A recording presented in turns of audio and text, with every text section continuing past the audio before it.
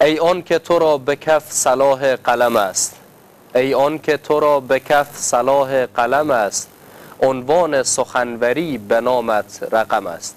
با یاد و نام خدا سلام بر شما بینندگان و شنوندگان گرامی رادیو و تلویزیون برنا. باز هم شما را به یکی از برنامه‌های دیگر در فصل جدید چهره ها خوش آمدید میگیم.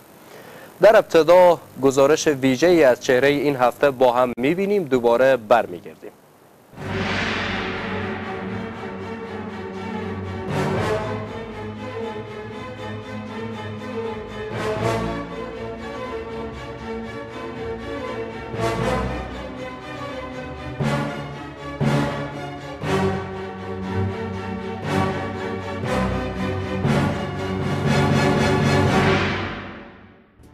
محترم دکتر عنایت الله نوابی، فرزند دکتر محمد انور نوابی، نواسه حاجی ملا نواب، متولد سال 1368 هجری شمسی در یک خانواده اسلامی و روشنفکر در ولایت فراه در قریه سود چشم به جهان گشودند.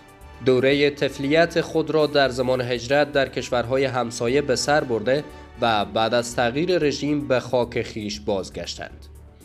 ایشان تعلیمات ابتدایی خیش را در مرکز ولایت فراه در قریه سود آغاز نموده و بنابر تحولات ادامه دروس خیش را در ولایت هرات و کشور همسایه به اتمام رسانیدند.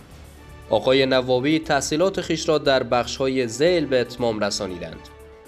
تکنولوژی طبی در پشاور پاکستان، طب معالجوی در ولایت کابل، تعلیمات عصری، زبان انگلیسی و کامپیوتر.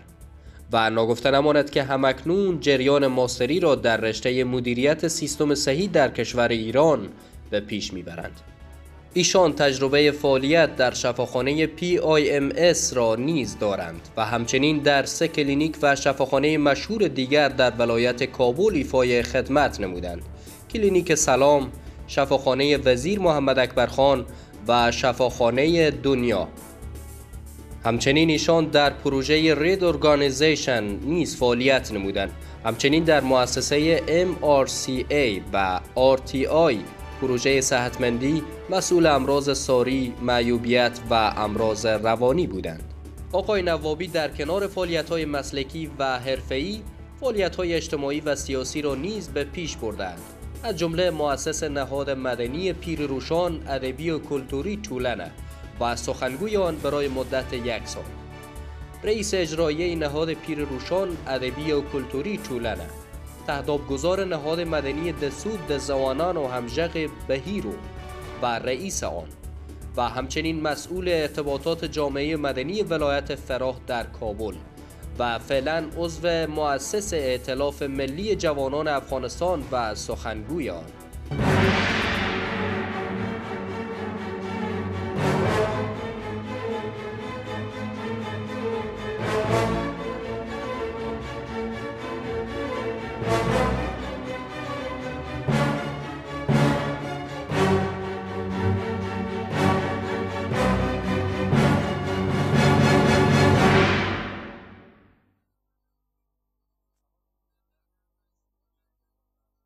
گرامی رادیو و تلویزیون برنا، باز هم به ادامه برنامه چهره ها شما را خوش آمدید میگیم.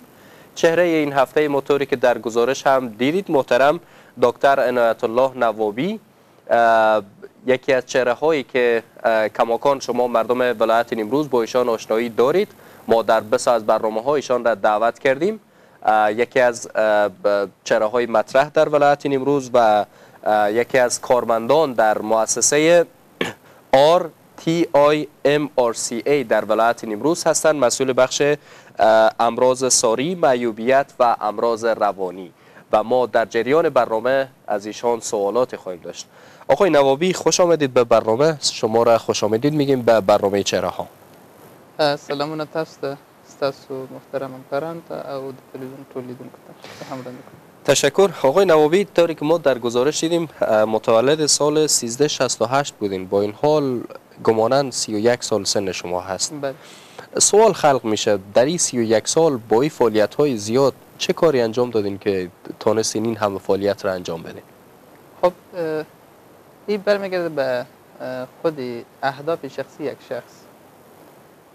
اگر ما منتظری باشیم که باشه 12 سال مکتب بخوانیم و بعد دوره لیسانس یا دوره 3 ساله را بخوانیم و بعد یک سری فعالیت‌ها را بکنیم، به نظر من این خوب نیست.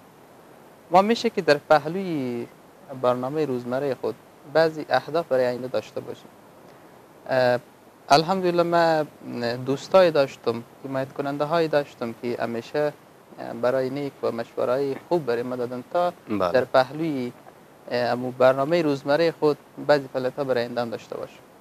با مو اساس است که بعضی دوستا میره میپرسن میگه چطور است که بعضی فعالیتایی که ما انجام دادیم و یا در حال انجام است، بر اینا سوال خلق است که چطور میشه که اینا در پهلویی که شما درس و مسئله لیسانس و بعضی فعالیتایی که مثل که شما قبلا یادآور شدید اینا را انجام دادیم.